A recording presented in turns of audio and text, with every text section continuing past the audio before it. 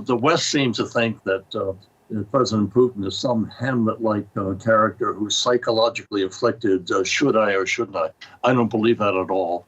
President Bush, 43, said he looked into the eyes of Putin and he saw his soul. President Biden has said, I've looked into the eyes of a cold-eyed killer. Putin knows exactly what he wants to do, and he would not put 100,000 plus, perhaps even more today, troops on the border and say, oh, you're threatening me with sanctions. I guess I better pull my troops back and put them in the garrisons. He's going to get something out of this that satisfies him, that he's made his point that Ukraine can never become truly independent, cannot become a member of NATO, and cannot have any kind of offensive arms within its country. So I think that the chances that diplomacy will succeed, I hope they do.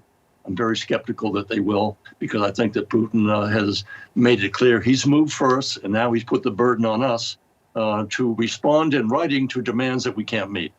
Well, exactly right. I think it's so interesting how you're putting it with such clarity, because I want to play for you what the Secretary of State said to ABC News after the press conference that he held earlier today.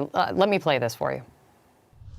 I think we at least have some opportunity to continue to work to resolve this diplomatically. Bottom line, are we closer or further away from war?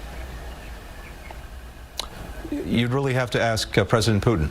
It's ultimately going to be President Putin who decides what Russia will do. What do you think of that, Secretary? I think it's clear. It's Putin's call. Again, I don't think that he would just put 100,000 troops out for a training exercise. This is just a front for what he intends to do in any event. And looking at it from his point of view, he's saying, well, the United States is divided. We saw how they pulled out of Afghanistan. We know that there's division, which we have helped sow both in the United States and in Europe. We know that the Germans are reluctant to take any kind of punitive action. We know the French are upset in terms of what the United States has done in working with Australia, et cetera.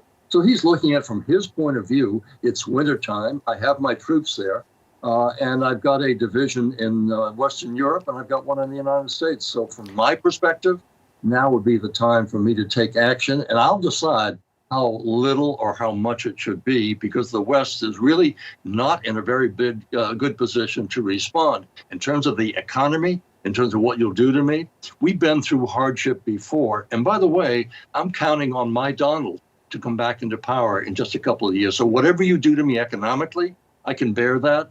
But I'll see a different person in the White House shortly.